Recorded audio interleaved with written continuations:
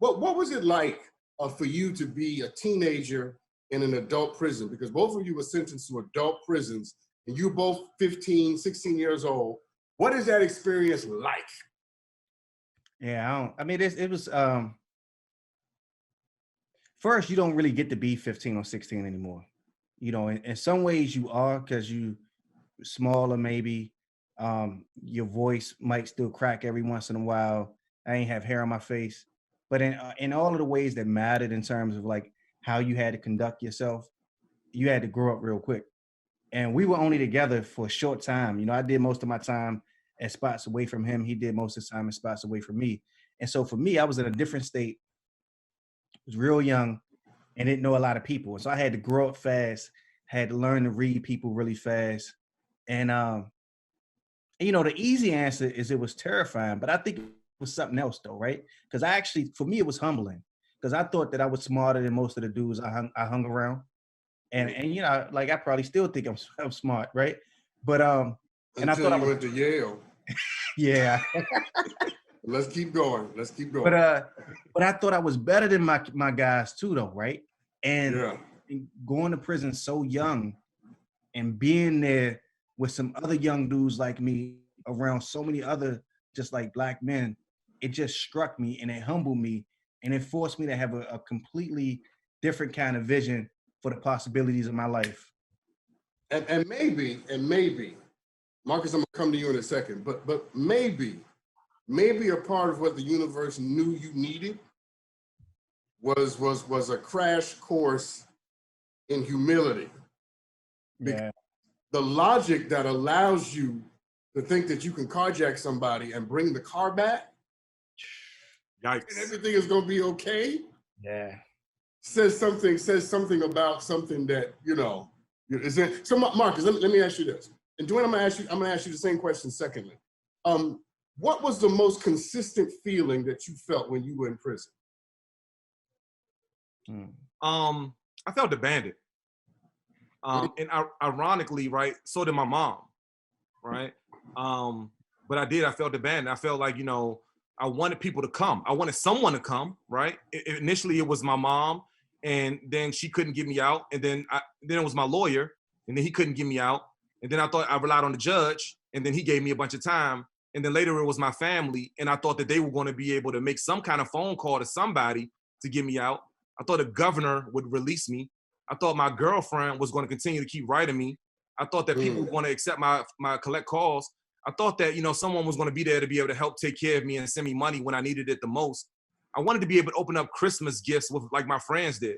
I called home and some of my friends were talking about senior trip and senior pictures, and it broke my heart because then while they were concerned about not being able to make senior trip, I was like, yo, I got to make commissary next week. You know what I mean? And like, our lives were just different, you know what I mean? And so I just felt abandoned. I didn't even want to talk to anybody anymore. Like when it hit me that I was gonna have to do the 8 years, you know, and then they broke me away from Dwayne. Like Dwayne was to be honest, like initially when we were first arrested, like while we were staggered in certain places, like we went to jail together, and then like they wanted to keep us separated, so they put us in different blocks, and then we went to a prison down the road, and I went down there, and then Dwayne got there, and I was like, oh, my boy's here, right? Like there was some sense of comfort knowing that there was somebody that was sharing in this moment. There was a kindred spirit there, right?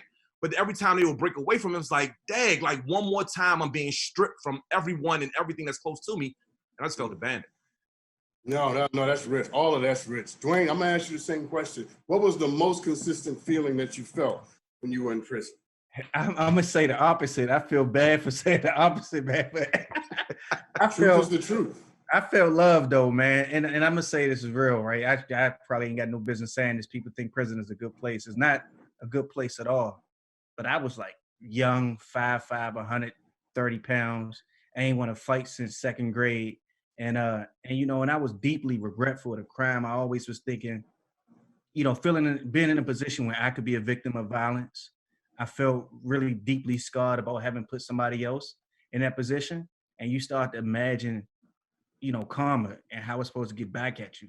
And you get paranoid, right? But I felt like deeply loved. You know, I had guys who took me under their wing. Dudes I still know now. You know, and it's not that I had necessarily close friendships, right? but I had the kind of sustaining friendships where people stood in the gap for me.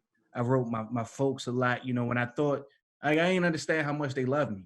And you know, certain foolish things you do as a kid is partly because you just actually don't realize how much somebody loves you and how profoundly some fool thing you do will it will impact everybody, right? Or how valuable you really are. And I had no clue about that. You know what I mean? Like, even in my own arrogance, I didn't really see myself as needed. And in the penitentiary, I mean, that was the first place where cats was calling me professor and telling me that I was a lawyer, you know, and like calling me poet. And so, you know, I felt kind of deeply loved, that I felt humbled. But everybody don't make it. You know what I mean? And surviving is a thing, but I like job thrive. You know what I mean? I job build. Let me say this though. Let me say this. I don't mean to cut you off to be rude, but I wanted to highlight something because you've said something that I want to honor. And that is, you know, I think everybody watching needs to understand, just because you're in the same place doesn't mean you have the same journey. Right. Both of you being in the same place had very different journeys. And that's the richness and the complexity of life. That and I'll use a big Yale word. That's what makes life synoptic, meaning my mind and my journey can never completely mesh or mend with yours. Our minds are synoptic, they are separate. And you two represent that.